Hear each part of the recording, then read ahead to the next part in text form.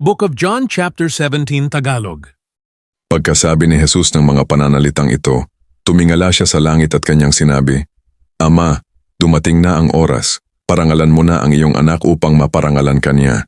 Sapagkat binigyan mo ako ng kapangyarihan sa sangkatauhan upang bigyan ko ng buhay na walang hanggan ang lahat ng ibinigay mo sa anak. Ito ang buhay na walang hanggan, ang makilala kanila, ang iisa at tunay na Diyos, at ang makilala si Hesung Kristo na iyong isinugo. Inihayag ko sa lupa ang iyong karangalan. Natapos ko na ang ipinapagawa mo sa akin.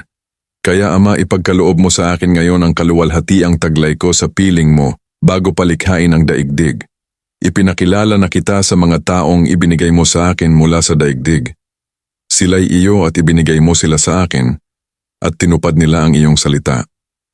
Alam na nila na ang lahat ng ibinigay mo sa akin ay mula sa iyo. Dahil itinuro ko sa kanila ang mga aral na ibinigay mo sa akin at tinanggap naman nila. Natitiyak nilang ako'y tunay na galing sa iyo at naniniwala silang ikaw nga ang nagsugo sa akin. Idinadalangin ko sila, hindi ang sanlibutang ito ang idinadalangin ko kundi ang lahat ng ibinigay mo sa akin sapagkat sila'y sa iyo.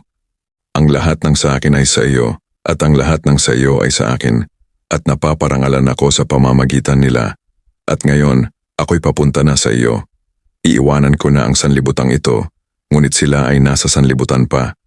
Amang banal, ingatan mo po sila sa pamamagitan ng kapangyarihan ng iyong pangalan, ang pangalang ibinigay mo sa akin, upang kung paanong ikaw at ako ay iisa, gayon din naman sila'y maging isa.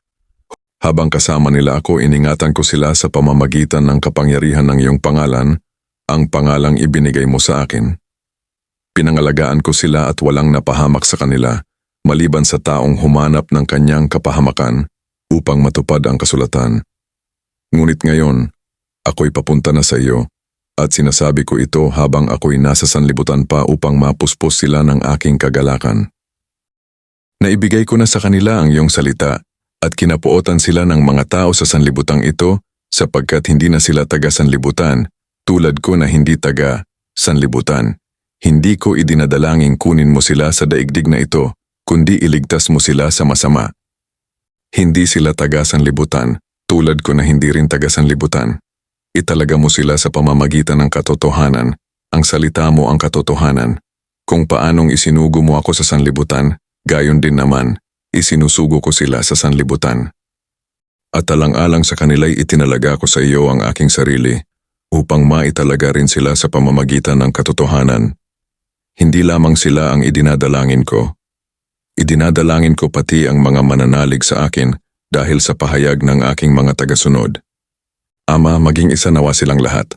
Kung paanong ikaw ay nasa akin at ako'y nasa iyo, gayon din naman, maging isa nawa sila sa atin upang ang mga tao sa daigdig ay maniwala na ikaw ang nagsugo sa akin.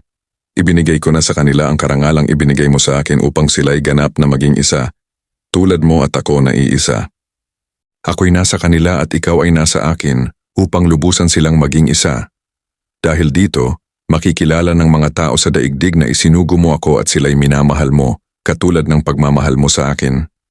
Ama, sila ay ibinigay mo sa akin at nais kong makasama sila sa kinaroroonan ko upang makita nila ang karangalang ibinigay mo sa akin, sapagkat minahal mo na ako bago pa nilikha ang daigdig. Mapagmahal na Ama, hindi ka kilala ng mga tao sa daigdig, ngunit kilala kita at alam rin ng mga ibinigay mo sa akin na ikaw ang nagsugo sa akin. Ipinakilala na kita sa kanila at patuloy kitang ipapakilala upang ang pagmamahal mo sa akin ay manatili sa kanila at ako ay manatili rin sa kanila. The Holy Bible, Book of John chapter 17 Tagalog.